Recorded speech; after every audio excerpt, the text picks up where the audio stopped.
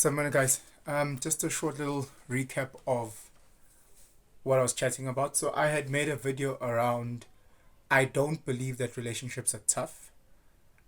I think they're fairly easy.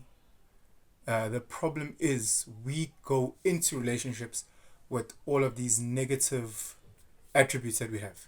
I spoke about 5 points, I think. I spoke about your spiritual slash morality.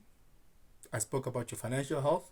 I spoke about your physical health. I spoke about your mental health, and I spoke about, I think, the psychological part. And I've been trying to unpack each point. So I spoke about the physical part. I spoke about the mental part, and today I want to do just a short little video around the financial part. Your financial health. I I am definitely not the right or maybe I am the right person actually that needs to talk about this when it comes to financial health, because yes guys, yeah, I know, yeah, it's rough. It is rough. RUFF rough. um but let's jump into it. um Look, guys, that's we can't run away from this. Well, we can, but it's incredibly tough to run away from this capitalist society that we live in. And money is a tool. uh we need it. We need it just as much as we need oxygen and water, um, to get around, to look after yourself, to look after your loved ones. And um, going back into relationships, whether our sisters want to admit it or not, eh, dating a broke guy, dating a guy whose finances aren't in check, um, from my experiences, listening, seeing, walking, our sisters struggle with dating a guy significantly below them from a financial point. So if she is a manager at like a Pick and Pay or something, she would struggle to date the guy who is maybe mopping floors. The opposite is not true. The opposite has never been true, because as men, if you're the manager, you can definitely date Osisi that is mopping the floor. You've got no problem with that. So women tend to date a guy who is in her financial bracket, or ideally above it, yeah, above her financially. So as a guy, if you going into a relationship and you earn, and again I'm generalizing, and you earn significantly less, cheaters, yeah, uh, that relationship will be tough. Um, I started my business last year, and I just jumped, you know, jumped straight into it. Um, wow, wow. All the stories are true.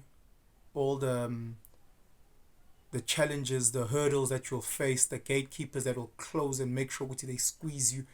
Everything is true. I don't think I've experienced as much financial hardship in all my years put together as I had experienced like in the first 3 months. Coming from employment, different jobs, I was well looked after. I was part of the privileged few, um, firmly in the top, I would say 5%, um, to getting to a point where, uh, anyway, so I don't know if I'm the best person to talk about this, or the worst, or whatever the case is. But one thing I did learn is how to adjust my standard of living, um, and that wasn't intentional, 100%, because I still wanted to live at large. So I had to adjust it, and I did. Um, I had to realize the importance of leaning on your circle. So you start, I don't know, if auditing people that actually are in your circle but drain your finances. So you've got friends that link up with you because they don't know where we're drinking, because they know that you're going to cover a significant portion of the bill, if not all of it. You start moving away from certain spaces, Whether you do it intentionally, unintentionally, whether it's because of your wallet being empty, you start moving away. So that was my first 3-4 months of just moving away from those spaces, from those people, in order just to be able to keep the lights on. That was a huge part of it. It kept me mentally, one in check. And just understanding with those around you, man, those around you, they need your honest, but they need you to be honest around your finances. You need to be honest to yourself. You can't keep maxing out these credit cards. You can't get another loan, because you're digging yourself deeper into a hole. And all of a sudden, you get those 021 numbers from Cape Town, or you get those 011s that you don't know what it is, and now you get a true caller to see if it's spam, because you now know it's the banks that are, jeez, that's adding into that anguish. So it's been over a year of my business, and now there's a bit of light. You learn to live without certain things. You learn to adjust. You learn to, as I was saying, surround yourself with certain people who can assist and guide you from a financial point. It is so important, so important to Guti. You keep the realist people around you. Keep the realist people around you. They can say, no, Ndanga, do this, don't do this. It right now, you can't buy that bottle of Blue Label. It's not right now. That money is best suited at repairing that printer. That money is best suited at being able to get that, or invest in that, or look after that. Pay off school fees. If you have certain debt that you are, that those people, I know everybody has friends somewhere down the line who are in the financial space. Chat to them. Maybe guys are financial advisors. Maybe they this, maybe that. Maybe they get counselors. Talk to those guys. Let them assist you. You'll get embarrassed and what, but more than that, the ability to go back to being proud of being able to look after yourself and your family from a financial point, and then you'll get out of that space. You'll get out of that mental darkness with time. The financial one, from my experiences, really destroy relationships. When you are with a person who likes the nice things, I know a lot of our sisters talk about the simplicities of life, just a little flowers, you go Woolies, bouquet of flowers is like what, $200, $250.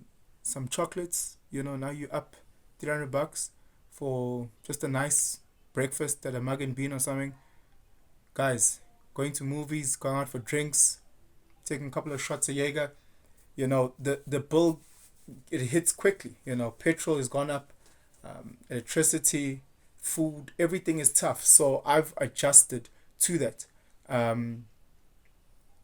did a post where the complex I live in, there's a lot of older people, and just seeing how they move versus other complexes where you see fancy cars, people drinking certain bottles, what. My complex, it's more older people who are humble in the way that they spend. And I've learned from them, and whether they have generators or inverters, I've seen that, because I've visited some of my friends who drive cars that you pay monthly way over 15,000 rand, and when I visit them during load shedding, it's dark. These are guys that are popping bottles, Ace of Spades. You open their fridge mid-month and there's a dumpy and an onion, so you start realizing, man, your financial health is not where it needs to be. You need to prioritize certain things. Maybe spend a couple of weeks not going out.